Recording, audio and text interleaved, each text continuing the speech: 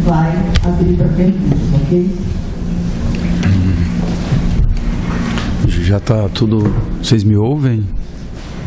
Bem, bom dia. Eu quero agradecer a presença de todos, o convite da Lúcia Lino, minha grande amiga, presidente do Conselho Regional, essa parceria que deu certo e foi muito rápido, né, Lúcia? Assim, em alguns dias, a Lúcia conseguiu interagir com esses atores, Bibliô e CCBB e realizar essa palestra. Eu gostei muito da fala inicial da Lúcia quando ela diz hoje. O Christian hoje é diretor. Eu sou fundamentalmente um bibliotecário, talvez com uma característica mais marcante, humanista, porque eu estudei outras coisas, o meu doutorado é em literatura, eu tenho uma formação em filosofia na graduação, e isso me deixa um pouco contente e satisfeito de transitar na minha atuação como diretor do DLLB, extrapolando um pouco uma perspectiva muito tecnocrata que se espera de alguém que trabalhe lá na esplanada dos ministérios. Eu me recuso a ser classificado, bibliotecário adora, né? A ser classificado, taxonomizado como um burocrata de Brasília. Eu não sou. Eu sou um bibliotecário e eu tenho uma pretensão de, a cada dia, confirmar essa minha percepção humanista, de olhar as pessoas. E eu tenho muita sorte. O Brasil hoje tem vivido um momento de uma certa dificuldade. Eu não acho que a dificuldade maior do Brasil seja econômica nem política, mas de falta de empatia. Os brasileiros têm se dividido em grupos, em guetos, numa histeria de maniqueísmo, e isso tem dificultado muito o diálogo entre os atores, entre os personagens, inclusive na pasta livro, leitura, literatura e bibliotecas. O Chico, inclusive, recentemente me mandou uma entrevista muito longa, por isso que eu ainda não entreguei, mas eu vou entregar, eu prometo, nos próximos dias. E uma das perguntas que ele me fez foi exatamente assim: como que você se sente assumindo essa pasta num momento difícil, de crise e tal? É extremamente desafiador. E aí eu recorro a um filósofo que permeia o meu pensamento, que é o Foucault, quando ele diz assim: há determinados momentos político vem de polis, de cidade, né? Dentro da lógica da relação, em que você tem que atuar nem no centro, nem nas margens, mas nas fronteiras entre os centros e as margens. Eu sei exatamente quem eu sou. Eu sei, ninguém precisa me dizer quem eu sou. Alguns conhecem um pouco o meu histórico enquanto pessoa, enquanto homem. Eu sou filho de um nordestino, que se encontra lá com uma mineira em Brasília, e a biblioteca teve um impacto. Eu sou bibliotecário, inclusive, não apenas, mas inclusive pelo impacto que uma biblioteca teve na minha vida concretamente, uma biblioteca de subúrbio em Brasília, e eu sei o que uma biblioteca pode fazer concretamente na vida de uma pessoa. Ela tem o poder de produzir mobilidade social. E mobilidade social significa dignidade, de exercer plenamente a sua cidadania. E isso independe do governo. E eu acho que muitos colegas ainda não sacaram isso. Então, a leitura é muito de que lado você está. Qual é o polo que você está? O verde ou o azul? Bem, claro que é legítimo também você adotar essa postura político-partidária. Não estou dizendo que seja ilegítimo ou não. Mas eu acho muito empobrecedora. Eu acho que há determinados momentos em que é simplesmente necessário, embora com todos os riscos, porque atuar na margem é muito arriscado. Nos limites entre margem e centro é extremamente arriscado. Porque é sempre muito tentador estar no centro, né? Você ter a água, o roupeiro, o garçom que te traz a água, um gabinete, sei lá, carro oficial, ser chamado de ir aos gabinetes importantes de Brasília. Tudo isso é muito tentador. E eu não digo que eu estou livre, não, mas eu tenho me esforçado muitíssimo, exatamente rememorando e celebrando quem eu sou e de onde eu vim. Então, é um exercício muito duro. Então, eu recebi muitas críticas de alguns colegas quando eu acolhi o convite do ministro. E a única coisa que o ministro Roberto Freire me pediu é que eu fosse um bibliotecário republicano. Foi a frase dele. Ele falou: eu quero que você seja republicano. Eu falei: espere isso de mim. Essa foi uma abertura, né, que eu considero importante, porque isso criou uma certa celeuma em alguns colegas, exatamente porque acreditavam que eu não ia aceitar o convite, e eu disse um sonoro sim. Eu disse um sonoro sim porque eu acho que eu sou bibliotecário há 18 anos. Foi a primeira vez que eu tive a oportunidade de exercer um cargo de gestor dessa envergadura. Esse departamento nunca foi ocupado por um bacharel em biblioteconomia na história. Nunca. Zero. A Biblioteca Nacional do Rio, há 33 anos também, ela não é ocupada por um bacharel em biblioteconomia. Eu não vou entrar no mérito agora de mercado, né, porque eu não vim para isso. Mas eu quero dizer que os gregos têm uma expressão chamada kairos, que é o tempo favorável. Diz que é um anão, o mito grego diz isso, que é um anão, que só tem um fio de cabelo no topo da cabeça. Ele é careca, só tem um fio de cabelo. E ele aparece uma vez na sua vida e aí você muda totalmente. E os gregos dizem que é o seguinte, ele passa correndo esse anão. Se você pegou o fio, se deu bem. Eu fiz isso.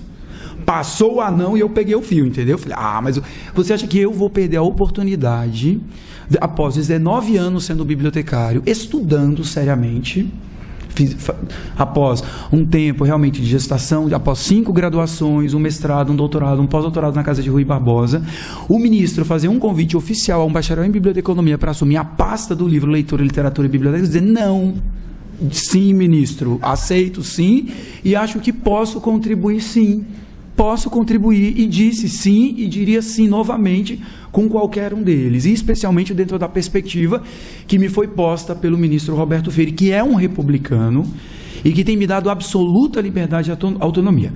Daqui a algum tempo, se eu permaneço nesse posto até o final dessa gestão, e se as coisas não funcionarem, a culpa é minha, não é do Roberto Freire, porque eu tenho liberdade para gerenciar. Primeira questão, estou me colocando como na zona de confronto mesmo. Se as coisas não rolarem, as coisas não funcionarem, a culpa é do Christian Santos. Tá bom? Não me processem daqui a... Mas eu tenho uma ampla parcela, margem de culpa, sim. Porque eu estou tendo liberdade para atuar. Então, vamos lá. O departamento, essa semana eu dei uma entrevista para o Estado de São Paulo, não sei se vocês chegaram a ver essa matéria.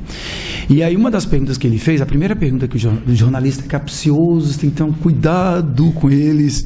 Aí a primeira pergunta que ele fez foi assim, como que você se... Sempre a história de como você se sente, né? Eles adoram isso. Como você se sente? Como você se sente?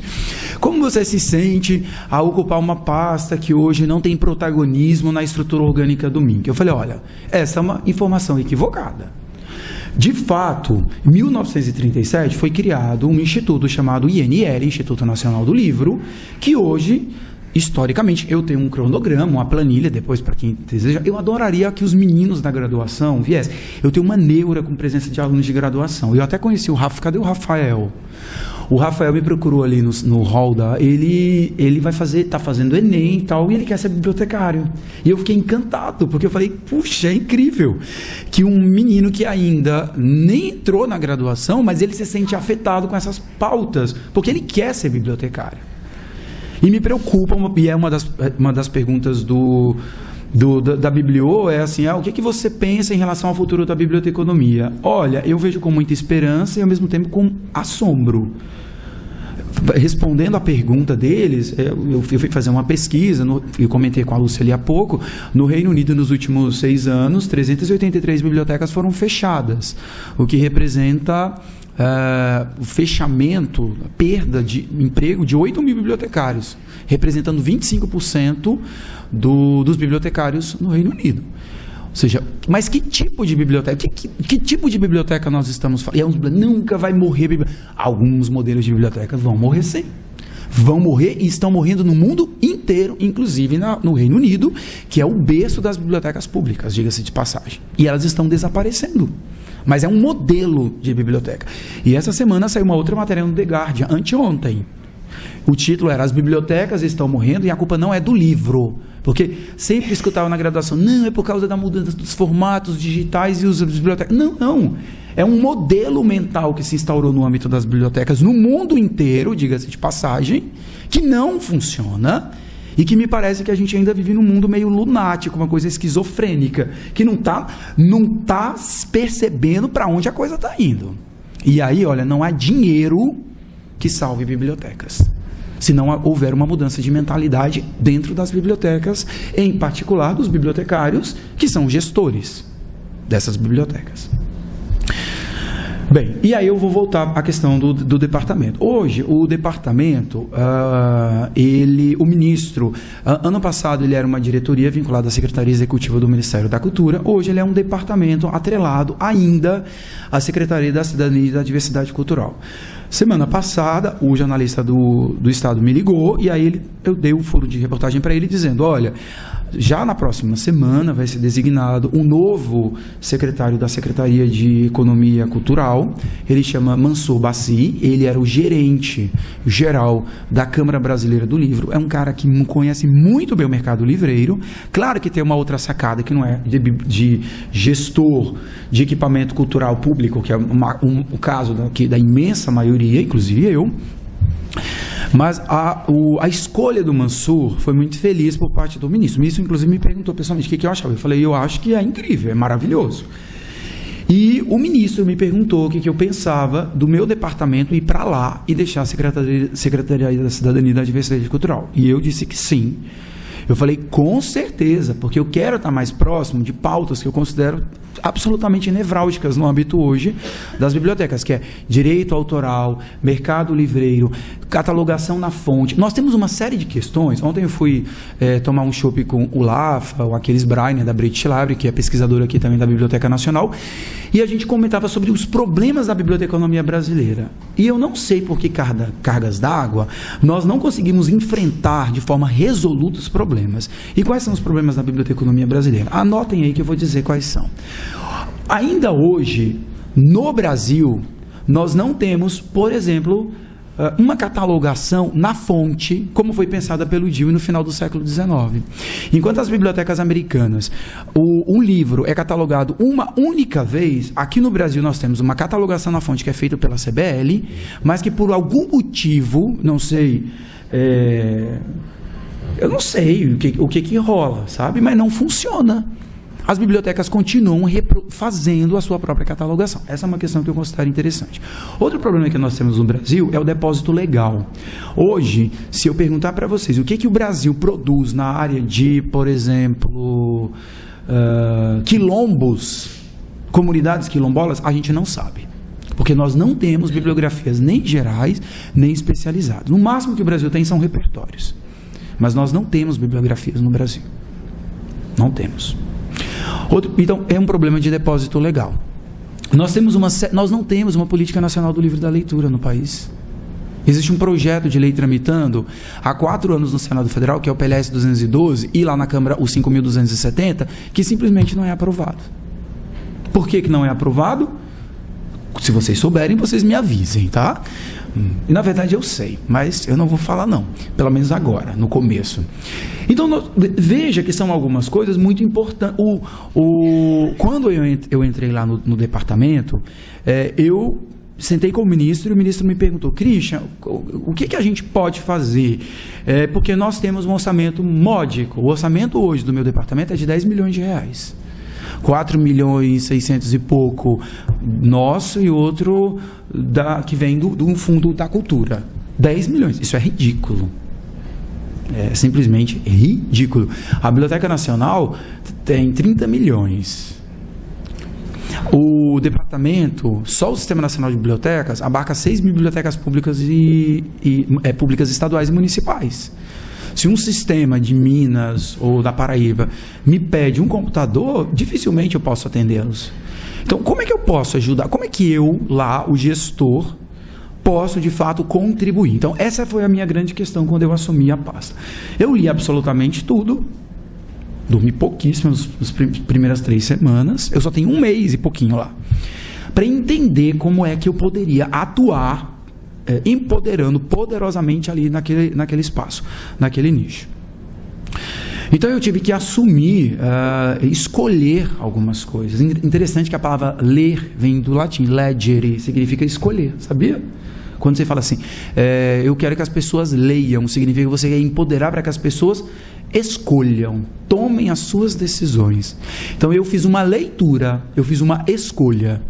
Então, o que eu escolhi? Bem, eu escolhi o Sistema Nacional de Bibliotecas Públicas. Eu acredito que o sistema, ele tem, de fato, uma condição de transformar ou de potencializar as práticas de leitura no país. Por quê? Porque é o bibliotecário do município, não é o bibliotecário lá do MINC, não sou eu que exerço as atividades culturais, não. Quem, na verdade, sustenta e que tem condições de mudar o quadro neste país é o bibliotecário do município. São as bibliotecas municipais e as bibliotecas estaduais. São elas. Não é o MINC. Essa semana, um colega, não era bibliotecário, mas um gestor cultural da Bahia, de Salvador, esteve lá no gabinete do ministro e o ministro me chamou para conversar com ele. Muito simpático, muito agradável, e ele me pediu ajuda. Falou, Christian, eu quero que você me ajude em relação às bibliotecas da Bahia. Aí eu falei, não me peça dinheiro. Dinheiro não vai rolar, porque nós não temos dinheiro.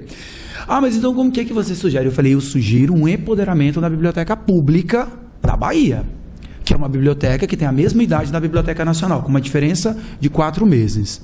Mas o que? Eu falei, nós temos um projeto de lei da Alice Portugal que estabelece que a sua biblioteca se torne responsável pelo depósito legal. Por quê? Porque o Brasil tem um problema sério com memória. A Eliana mesmo estava me falando que foi a mãe Yunis, que é da PUC, da Cátedra Unesco, ela estava me colocando ali que o histórico considerável do Prolê, logo que eles mudaram de prédio, houve exoneração, essa coisa toda, na administração pública, que é a descontinuidade, parece que a gente tem mexe com a libido do bibliotecário, inclusive, mas do gestor público, a descontinuidade. Eu entro, como eu sou um ser de luz, o Dalai Lama, eu ignoro tudo que foi feito e eu começo porque Deus me escolheu, sabe? É uma coisa assim mística, sobrenatural. E uma das coisas que o ministro me colocava era isso, o que nós vamos fazer? Eu falei, ministro, nós vamos dar continuidade o que está funcionando? Eu falei, não, o que não está funcionando também. E o que é que não está funcionando hoje? São alguns programas de incentivo de fomento à leitura, como o Prolê, que tem 25 anos. Então, eu chamei agora a Eliana, ela muito generosamente, uma pessoa extremamente generosa, veio para cá, para o CCBB, nós conversamos ali muito rapidamente, eu volto, depois que eu voltar de Havana, eu volto ao Rio para conversar com ela e uma equipe da Cátedra Unesco, sobre a questão do Prolê, que são 63 polos no Brasil, e eles não pedem a essas pessoas dinheiro. O Prolê não pede dinheiro. Sabe o que o Prolê pede? Autonomia e liberdade para exercer. E que o Ministério da Cultura, com a sua boca, com seus tentáculos, não institucionalize, não oficialize, não burocratize o Prolê. O que o Prolê quer é a liberdade de atuação. Só isso. Então, eu venho logo agora, dia 2 de fevereiro, ao Rio para tratar do Prolê. Outra questão é o Sistema Nacional de Bibliotecas Públicas. Nós temos que repensar o sistema. E como que se repensa o sistema? Fortalecendo a relação do Ministério da Cultura com os sistemas estaduais. Isso é muito importante. Há sistemas que funcionam muito bem e há sistemas que não funcionam, que estão fragilizados. Então é fundamental que nós atuemos juntos aos sistemas estaduais e aos sistemas municipais, saber quais são as necessidades reais desses sistemas. Por exemplo, essa semana a Fundação Melinda Gates esteve lá no meu gabinete. Eles têm dinheiro? Eles têm dinheiro. Tem fundações que têm grana, nos Estados Unidos, na Europa, que podem contribuir com o Brasil, mas é necessário que a gente faça o quê? Que a gente prove para essas fundações que, de fato, as ações culturais que envolvem fomento à leitura têm impacto concreto na vida das pessoas. Porque eles não querem que você me diga quantas pessoas vão à biblioteca. Ele quer saber o seguinte, como as bibliotecas mudam a vida das pessoas. É isso que eles querem. E você tem que provar. E, lamentavelmente, os bibliotecários não costumam gostar muito de livros e de indicadores sociais. Isso está associado também à nossa formação.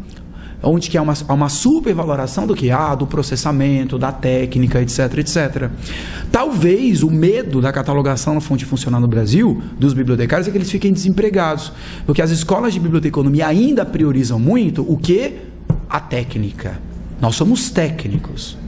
O Edson Nery da Fonseca tem um texto que ele diz: desculpem os bibliotecários ignorantes, mas cultura é fundamental. O Nery era um provocador nato, né? E ele está dizendo exatamente isso, essa celeuma que ainda não foi plenamente resolvida, essa neurose dentro da biblioteconomia, de saber o que é o bibliotecário. O que é o bibliotecário? É o cara que indexa? Também.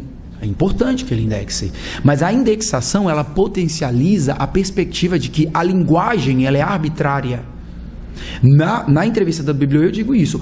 O bibliotecário, ele coloca sempre sob suspeita essas leituras do claro, escuro, esquerda, direita, coxinhas, petralhas ou qualquer coisa assim, sabe? O bibliotecário deveria ter uma sacada mais, fala assim: eu não vou entrar muito nessa lógica polarizada não, porque eu sei indexação, eu sei o que é o termo relacionado.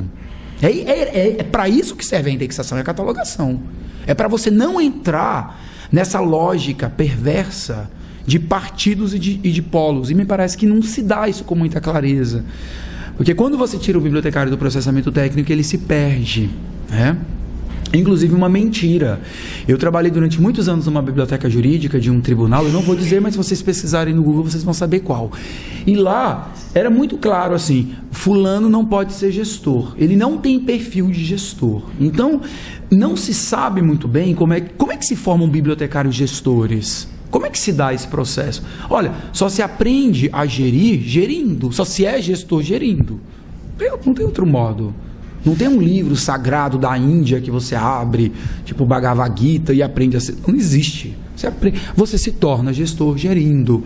E há uma dificuldade muito grande ainda dos bibliotecários compreenderem isso. Bem, então, o Sistema Nacional de Bibliotecas, ele tem uma importância, ele tem um orçamento muito módico, de cerca de R$580 mil, que também não é muita coisa, porque tem um grande evento ao ano que chama Território Leitor, eu imagino que vocês conheçam, que o Ministério da Cultura reúne PNLL, ProLer e Sistema Nacional de Bibliotecas Públicas para discutir as práticas.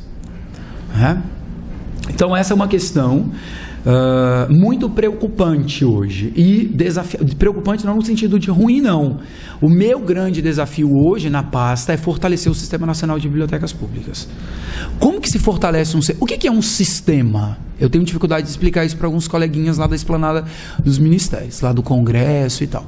Sistema tem uma lógica de rede, é cooperação. É cooperação, significa: Lúcia, olha, você vai indexar os livros de capa azul, tá? E eu os vermelhos. É isso. Você pode cooperar desde assim, a dizer quem comprará isso, quem não comprará aquilo, estabelecendo um mapa geográfico de práticas de fomento à leitura, para que eu não precise repetir, para que o meu usuário eu não preciso comprar o livro X, primeiro porque eu não tenho dinheiro, mas tem uma biblioteca no bairro ao lado que tem um livro. Então, se nós trabalharmos de fato em sistemas, você otimiza, potencializa os nossos recursos humanos, intelectuais, financeiros, a nossa logística e tudo isso. Isso no Brasil é muito difícil, é muito complicado. Eu me lembro, um grande amigo meu, um bibliotecário diplomata em Brasília, ele me falava, passou muitos anos em Londres e tal, ele me falava que você entra no metrô em Londres, aí você vê um mapa assim, aí tem todas as bibliotecas. Não são bibliotecas do sistema da cidade de Londres, ou da região, ou do bairro não, são as bibliotecas do Reino Unido. Para o usuário não é relevante se a biblioteca é do município, do estado ou do MINC. Ele quer a biblioteca. Só isso. Ponto. Essa é uma questão complicada que nós vamos ter que enfrentar. Saber que atuar em rede implica algumas vezes em invisibilizar determinadas identidades para o usuário que não são relevantes.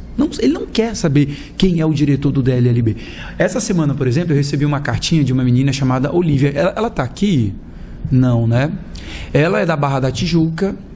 Ela mandou uma carta para o presidente da República pedindo a construção de uma biblioteca lá na Barra da Tijuca. É linda, ela tem 14 anos. E ela mandou falando assim: olha aqui, senhor presidente, vocês têm dinheiro com tanto de coisa, de estrada, de pista, de ponte, e não tem para biblioteca. Eu quero uma biblioteca imediatamente aqui na Barra da Tijuca. E era bem petulante a garota, assim. Eu amei a carta dela. E foi para a presidência da República, chegou no gabinete do ministro Roberto Freire e chegou lá na minha mesa. E eu liguei para a Olívia. Eu liguei para ela: oi, Olívia, tudo bem? Meu nome é Christian, sou bibliotecário, eu recebi sua cartinha. Ela, é trote, né? Eu falei: não, menina, não é trote, não. E aí eu falei: Olívia, olha, vai ter o evento lá no Rio, lá no CCBB. Eu posso levar minha mãe? Eu falei: claro, pode levar. Eu acho que ela estava com medo de eu, sei lá, um monstro, sei lá o que, né? Do Lago Ness, não sei.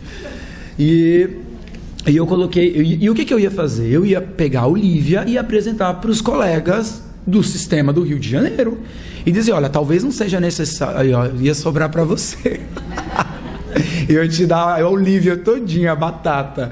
Eu falei: Olívia, o Ministério da Cultura não cria bibliotecas, nós não construímos bibliotecas. Se dá de outro modo. Mas essa senhora aqui vai te ajudar e nós vamos ter que fazer alguma coisa para a Olívia, para a Barra da Tijuca. Então é isso, ela não está interessada em saber se é o Michel Temer ou se é o novo prefeito aqui do Rio de Janeiro. Ela não está interessada, ela quer a biblioteca lá no bairro dela. Então isso é muito importante. Para você ter uma ideia, a primeira ação que eu estabeleci, e o ministro foi favorável, é o repensar a Biblioteca Demonstrativa de Brasília. Em 2013, nós tínhamos uma estrutura que era a Biblioteca Demonstrativa de Brasília, é uma biblioteca lá em Brasília, que em dezembro, agora, dia 20, na verdade 20 de novembro, ela completa 47 anos. E era uma biblioteca atrelada à Biblioteca Nacional. Em 2013, houve uma reconfiguração orgânica e ela foi para a estrutura do MINC, para o departamento. E essa é uma biblioteca que sofreu muito por alguns atos de ingerência, ou a própria máquina, ela é muito burocrática, ela é difícil. Eu tenho experienciado isso. A máquina brasileira, ela é complicada. E que não justifica também a ingerência, diga-se de passagem. Porque também não me vim com essa história de que não fez. Porque demorou. Não. Se vira nos 30. E é ótimo. Eu tenho ficado... eu sou muito contente de trabalhar nessa gestão, que ela é muito curta, porque exige de você ir rápido. Você tem que ir rápido, porque senão não vai dar tempo de fazer nada. Entende? Então, essa biblioteca demonstrativa, ela está fechada há 2 anos e 9 meses. Ela foi condenada, a Defesa Civil condenou o sistema elétrico dela e tal e tal. E essa parte do sistema elétrico foi reformado, etc, etc. Mas ela não está em condições de reabrir. Inclusive, semana passada, a Rede Globo apareceu lá. De repente, eu estava lá fazendo uma visita com os engenheiros e chega a Rede Globo, né? Por que não vai abrir? E tem vários inquéritos do Ministério Público. Se vocês me verem, daqui a pouco eu estou em Bangu ou na Papuda, tá? Porque tem inquérito, tem que abrir, tem que reabrir, o Estado é um absurdo, né? E diga-se de passagem, o Ministério Público está com a razão. Está com toda a razão. E eu comento isso com os meus subordinados. É um absurdo o Ministério... Não, o Ministério Público está com a razão, porque é vergonhoso mesmo. Mas a questão é, hoje foi estabelecido um cronograma para que a biblioteca reabra em novembro. Ela vai ser reformada, dinheiro, etc, etc. Porque o ministro deixou claro desde do nosso primeiro contato, e ele tem feito isso inclusive na esfera pública. Eu não sei se vocês assistiram a entrevista dele no Roda Viva. Se não assistiram, eu sugiro que o façam todo, porque você tem que saber para onde as coisas estão indo. Ele falou o seguinte: espetáculos que custam alguns milhões de reais, eles são importantes, mas eles não têm o mesmo impacto que a prática da leitura de uma biblioteca no município. Ele falou isso, está lá na entrevista dele, do ministro. E não é verborragia. Ele tem dado mostras concretas de que, de fato, o livro, a leitura, a literatura, a biblioteca é protagonista na gestão dele. Por quê? Por exemplo, nós vamos gastar só na reforma da biblioteca demonstrativa cerca de 5 milhões de reais, sem o mobiliário. Que eu também não permito. Aí entra o bibliotecário e o olhar do bibliotecário. Foi feita uma planta baixa pelos engenheiros. E aí eu disse, olha, embora vocês sejam engenheiros, vocês não entendam absolutamente nada de bibliotecas. Aí entra uma tensão que o bibliotecário ainda, eu acho que muitos colegas meus ainda não aprenderam, que é tomar para si aquilo que lhe é de direito. Uma das perguntas da revista Bibliô era sobre eu falei assim, você não acha uma postura muito arrogante quando você fala isso? Eu falei, acho, exatamente, eu sou arrogante mesmo. Porque a palavra, eu gosto muito de... Acho que pelo fato de eu ter feito tradução da etimologia das palavras, né? Arrogante, o verbo vem arrogare.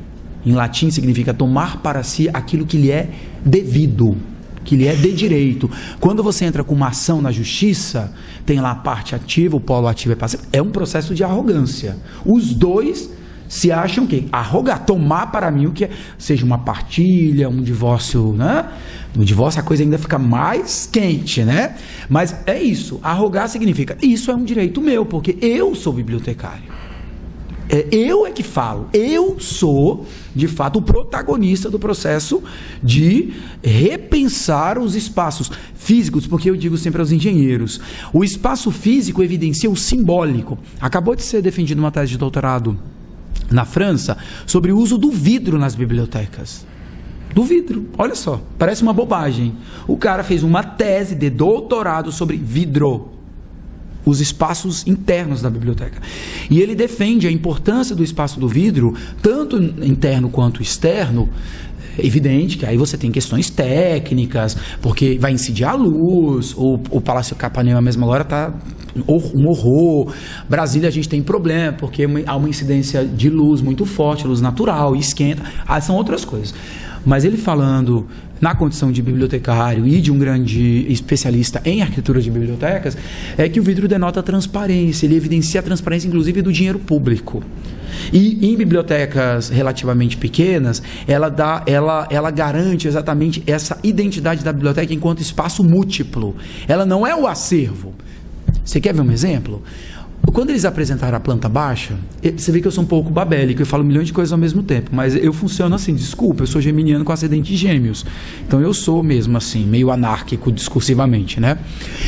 Eles me apresentaram a planta baixa, o acervo fica no meio lá é uma grande sala como essa, bem maior, claro, mas é uma espécie de galpão, e na planta baixa o acervo ficava no meio, nessa nova planta. E aí, só que era pouco, o espaço que eles estabeleceram para a guarda da coleção era pequena. E aí muitos colegas, não quero, porque não dá para colocar o acervo suficiente. E eu falei, eu gostei muito da planta. Aí nós tivemos a primeira tensão lá, né? Eles não gostaram e eu amei, porque lembrava muito as mediatecas francesas, né? Os franceses nem gostam muito da palavra biblioteca, eles usam a palavra mediateca com a ideia de mídias, que na verdade a biblioteca deveria ser um espaço do confronto, do embate discursivo. É isso que o bibliotecário deveria fazer. O bibliotecário deveria ser a pessoa mais empoderada e empoderadora de todas as profissões, porque ele trabalha com a palavra, fundamentalmente com a palavra, do certo e do errado. Aí você diz, nem certo nem errado, sabe? É uma pegada um pouco que o crítico literário tem, que o cara que trabalha... Meu doutorado é em literatura, quer dizer assim, para que serve a literatura? Para nada. Porque a pretensão da literatura é exatamente qualquer pessoa... A literatura ela não tem compromisso com a verdade. Né? O que distingue o literato do historiador ou do jornalista? Eu não tenho compromisso com a verdade nenhuma. Inclusive, quando as pessoas... Você é doutor em literatura. O que é literatura? Eu falei, rapaz, saber que eu não sei o que é literatura, eu não sei definir o que é literatura. É ficção. Sim, mas e daí? O que faz, o que qualifica um texto enquanto ficção? Eu digo, a biblioteca ela é um espaço exatamente da alteridade, da empatia. Nós não temos compromisso com a verdade. A não ser que você entenda a verdade como Foucault no plural. As verdades. A relação entre discursos e poderes, como diz ou poderes e saberes. As fontes elas vão estabelecendo margens entre quem está centro, quem é margem, o tempo inteiro. E a biblioteca vai fazendo isso. Então a biblioteca, por exemplo, um bibliotecário deveria ser muito livre em relação ao desbaste das suas fontes. Dizer assim, essas fontes já não atendem mais o momento atual. Você elimina. Não é o mais importante. O mais importante da biblioteca é ela transformar o espaço físico no espaço simbólico, em que as pessoas possam ir à biblioteca e falar: pô, isso aqui é bacana, eu gosto daqui. Porque, olha, eu posso tomar café, tem um lugar para fumar, para quem fuma, tem um lugar para eu conversar, para eu bater, para eu produzir acervos, não apenas para eu ler acervos, mas para eu produzir acervos, né, o crowdsourcing que o Aquiles tanto fala lá, enfim. Então, essas questões elas são muito importantes. E a pretensão, e por que eu estava falando da demonstrativa? A pretensão é que depois dessa reforma e da reinauguração da biblioteca, ela se torne exatamente o ponto nevrálgico do Sistema Nacional de Bibliotecas, que ela seja empoderada. Não tem sentido o Ministério da Cultura ter na sua estrutura uma biblioteca servindo como biblioteca pública. Não tem. Se é para ser biblioteca pública, que fique para o governo do Distrito Federal, mas não para o MINC. O MINC não tem essa responsabilidade. O MINC trabalha com políticas públicas. Ele diz o seguinte ao sistema: olha, o que nós iremos fazer em relação a determinadas práticas técnicas de indexação? Vamos fazer um mapa, e já existe inclusive um mapa do Sistema Nacional de Bibliotecas Públicas, mas será que nós não podemos qualificar esses dados? A primeira decisão que eu tomei foi chamar o Conselho Federal de Biblioteconomia para ajudar a qualificar os dados do mapa, porque é muito rosicler. Eu olhei o mapa e falei, eu desconfio, sou um cara muito desconfiado com dados. Sabe, muito perfeito, sabe, bibliotecas demais, funcionando. Eu falei, não combina. Não, isso não é totalmente real, isso aqui. Por quê? Porque quem apresenta os dados é o prefeito. Então, o que acaba acontecendo? Rola uma tensão. O prefeito, ele tem a intenção de mostrar para Brasília que ele é o cara. Aí ele pinta em cor de rosa. Entende? Ou o gestor público, o bibliotecário mesmo, quando ele vai mandar, ele apresenta dados muito tétricos. Então é muito, ou é bom demais ou é ruim demais. Então eu chamei o conselho para que talvez ele possa nos ajudar via fiscais nas regiões, nos apresentar um mapa um pouco mais concreto sobre as bibliotecas que constituem o sistema. E é um grande desafio, porque são 6.000 bibliotecas. Então, eu já apresentei para vocês duas grandes linhas de enfrentamento do Christian Santos nessa pasta. Uma são os programas de fomento à leitura, em particular o ProLer, que já tem 25 anos. O segundo, o Sistema Nacional de Bibliotecas Públicas. São os dois. Tem outras coisas? Sim. Por exemplo, o ministro, tem uns 20 dias ele me chamou no gabinete, ele tem uma pegada, ele é do Recife, né? Então, ele tem uma pegada assim, típica de nordestino, tipo, vamos rápido com o negócio, entendeu? Aí ele chegou lá, o Ferreira Goulart tinha acabado de morrer. Ele me, Christian, eu gosto muito do Ferreira Goulart, um cara que teve uma importância, ele foi dramaturgo, tradutor, papapá. Eu, particularmente, gostava muito do Ferreira. E ele falou, eu quero um concurso literário Ferreira Goulart.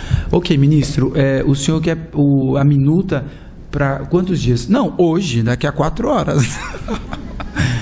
E aí eu saí umas 11h30 da noite do ministério fazendo a minuta para o ministro. E ele espera a minuta.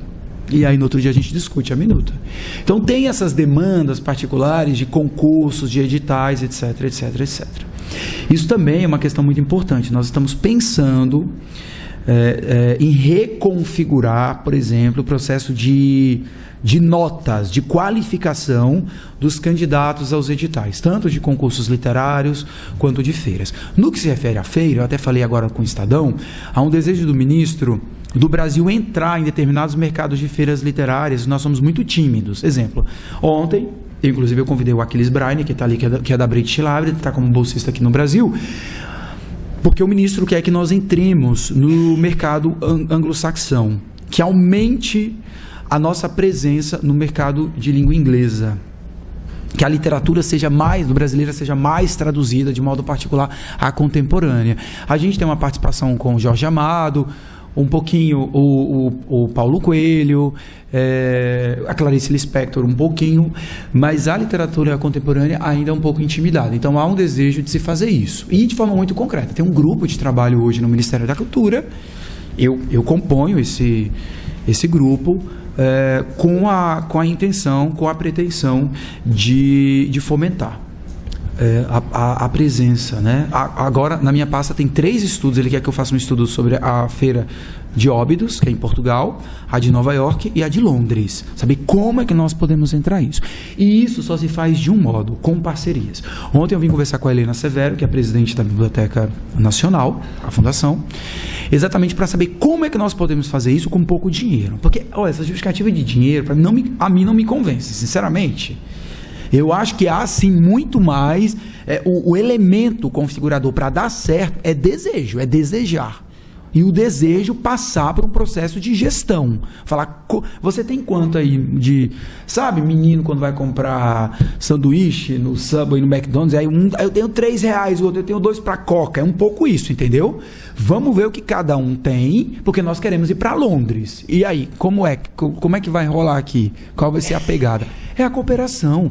Eu acho que a grande crise hoje das bibliotecas brasileiras é a falta do espírito de cooperação. Lá em Brasília é o que mais acontece. Bibliotecas distantes, um corredor, 300 metros, e elas não se ajudam mutuamente. Elas não se ajudam. E aí, um belo dia, o gestor público vai lá e vê um espaço de leitura e fala assim: eu gostei dessa sala de leitura, vai ser agora uma nova sessão para os deputados. Aconteceu recentemente lá. E aí eles, porque não valoriza a biblioteca? E eu, palmas para o primeiro secretário que tomou a decisão. Porque se você não se empodera, se você de fato não comprova que as suas ações, elas são inteligentes. O que são ações inteligentes? São ações que passam pelo intelecto. Qual o impacto que aquilo vai ter para aquele órgão, para aquela entidade? Se não tem, bem, por que o Estado? Porque, na verdade, a crise dos equipamentos culturais, ela não começou agora. Tem um texto do Bourdieu, que eu sugiro que vocês leiam, chama Contra Fogos, que é usado na graduação, eu acho que é dos anos 80 esse texto. E o Bourdieu é categórico em falar da situação dos equipamentos culturais na França. Não é no Brasil, não, é na França. Ele falava, há sim uma nova percepção do Estado, de uma tentativa de Estado mínimo no mundo inteiro, não é só no Brasil. Então, fica muito mais complicado. Se já era tenso a gente trabalhar numa lógica em que a cultura é entendido como algo de segunda classe, né, como não relevante, como menos importante, imagina numa situação como essa, em que há redução de orçamento no mundo inteiro. Ano passado, o Barack Obama cortou $1 milhão de orçamento para as bibliotecas públicas. Não foi no MINC, não. Foi nos Estados Unidos, que tem uma associação mais poderosa do mundo, que sabe fazer lobby muito bem, mas ele cortou. E o Barack Obama é um carinha do bem, assim, né? É um carinha, $1 milhão. Isso foi início do ano passado, março, mais ou menos. $1 milhão. A American Library Association esperneou, mas cortou, ponto final. Aí algumas outras práticas. Em outubro do ano passado, os bibliotecários irlandeses... eu falo da Irlanda, depois eu vou falar do IRC, que é o International Research Center, lá, que é um centro de pesquisa, que é uma biblioteca especializada em Estados Unidos, lá em Brasília, da Embaixada. Foi fechado agora, em novembro. E aí os bibliotecários, que absurdo, não sei o quê, e eu falei, concordo. Fui o único que concordei. Vai sair um texto meu agora. Vão me apedrejar e me lançar lá da torre de TV, eu tenho certeza. Ou do H do Congresso.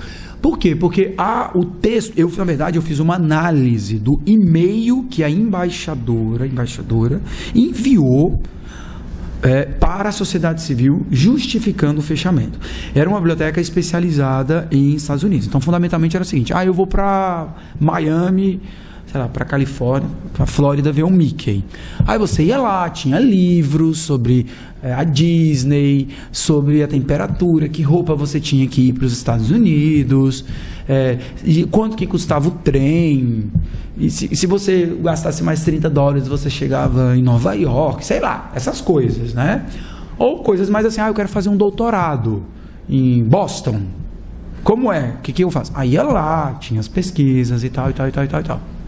Hoje, você tem bases de dados poderosíssimas.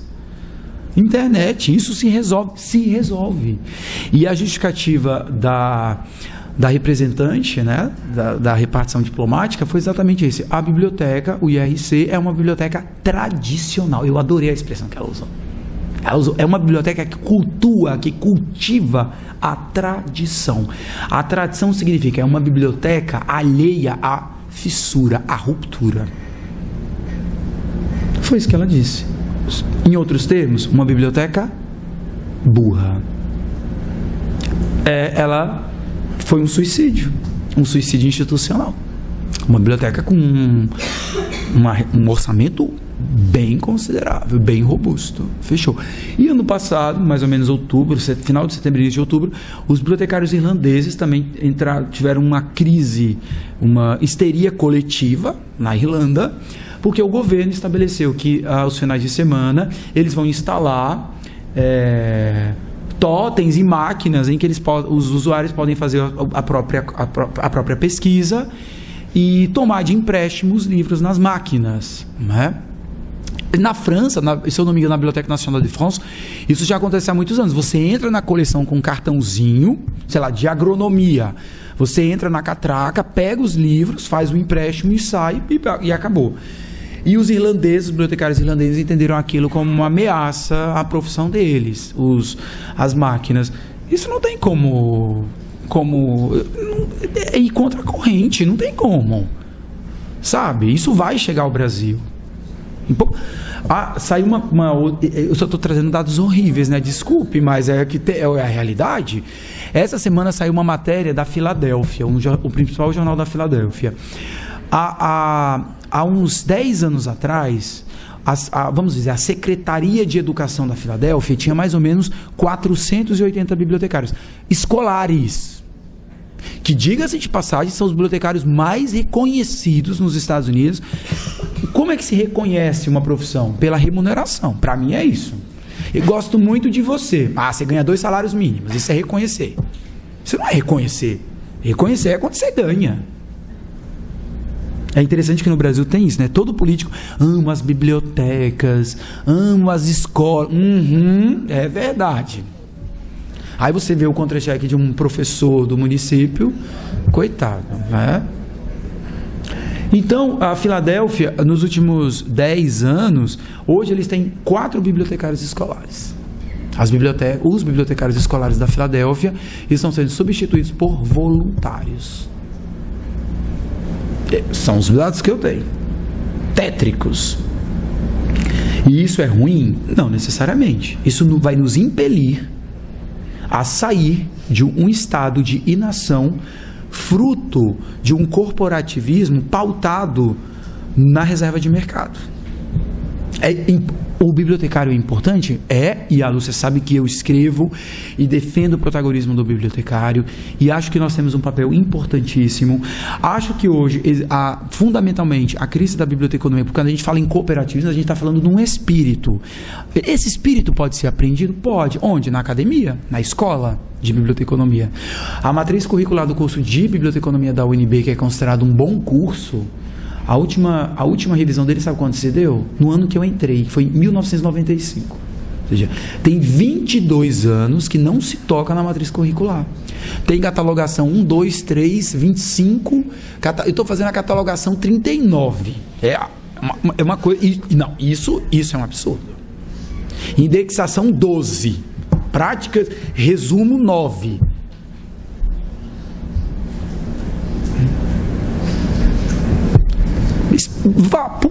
Como é que você vai reclamar? Sabe? Mesmo algumas ações no âmbito nacional, fruto exatamente dessa postura de supervaloração da técnica.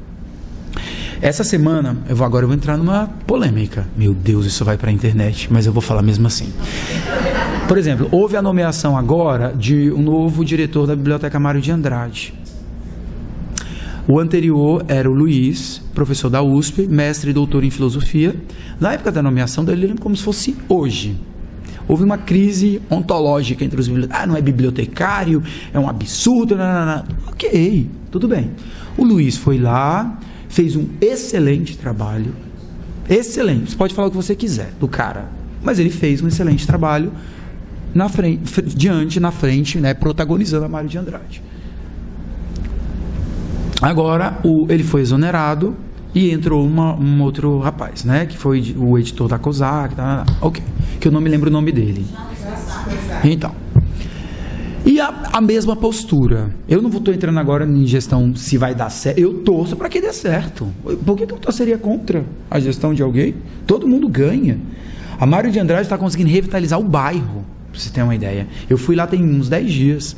A quantidade de cafeterias, de lojas, de coisas que apareceram pós Mário de Andrade, de shows, bistrôs, é uma coisa impressionante. A biblioteca, ela tá reconfigurando a arquitetura ali próximo. A biblioteca, grupos alternativos, undergrounds, gays, sabe, de tudo ali. Eu fiquei encantado lá, fiquei horas tomando café e passei pro chopp, depois voltei pro café, muito bom, é incrível o trabalho que eles estão fazendo. E aí eu vi muitas críticas nas redes, né? Eu tenho usado pouco as redes, acho que a rede está num processo também tanto de empobrecimento, é uma perda de energia para você explicar para uma pedra, sabe? Não vale a pena. Tenho aprendido isso com a meditação, que algumas pessoas não vale a pena você perder. Gaste a energia com uma coisa que possa produzir frutos doces à sociedade. E as redes elas têm sido muito burras e é uma burrice agressiva, né? É muito nua a burrice. O Humberto Eco dizia isso, que as redes sociais elas acabaram empoderando gente idiota, estúpida, cretina, né? Eu não vou entrar no mérito, mas que hoje as pessoas elas não têm muita noção, algumas vezes até um tom meio fascista, né, de não aceitar a intolerância contra tudo, contra gays, contra nordestinos, contra negros, contra favelados ou qualquer coisa dessa, é tudo muito classificado, né? E aí os bibliotecários entraram nessa, dizer, mas é um absurdo porque eles estão contra a lei. Ok. Aí eu fiz essa pergunta recente lá no Conselho Federal em relação à própria Biblioteca Nacional. Nesses 33 anos em que não se tem um bibliotecário como gestor máximo da 7ª biblioteca mais importante do mundo, quantos ofícios foram encaminhados pelo Conselho sugerindo, apresentando ao ministro da Cultura ou até ao presidente da República nomes de bibliotecários capazes de gerenciar a Biblioteca Nacional ou a Biblioteca Mário de Andrade? Eu fui atrás. Sabe quantas vezes? Nenhuma.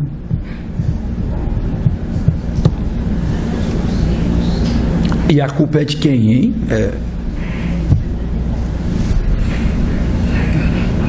Deve ser do Putin, né? Ou do Trump. Eu quero dizer de quem é a culpa. Então, eu gostaria de terminar, porque aí eu queria abrir para vocês falarem, porque eu queria que fosse uma conversa muito mais do que eu aqui ficar como o senhor do discurso. É de nós pensarmos o seguinte: é fundamental que a gente cultive a cooperação, que as bibliotecas atuem em rede. E em rede significa não recriar as coisas, mas nos apropriar daquilo que tem sido feito e talvez potencializar. Eu lá no Ministério, no DLLB, é o que eu tenho feito. Proler. Vamos inventar alguma coisa? De jeito nenhum, nós não vamos inventar nada. Por exemplo, o ministro de vez em quando ele diz, vamos fazer um concurso de tradução? Eu falei, não, ministro, tem um na Biblioteca Nacional. Então o que a gente faz? Injeta dinheiro, ministro. Não vamos criar um novo concurso. Christian, ou assim, teve um projeto do ministro anterior, né? E tal. O que você acha desse projeto? Eu falei, ministro, com todo o respeito, eu acho que nós temos o Sistema Nacional de Bibliotecas Públicas, que é um sucesso quando a gente pega o trabalho, as atas e tal. Ele não está funcionando como se deveria. Então, qual é o problema? O problema é do MINC? Então a gente tem que mudar essa cultura imediatamente. E eu não vou reinventar a roda. Eu me recuso a fazer isso. Sabe, para cortar a fita vermelha e ter um coquetel? Nem gosto de fita vermelha.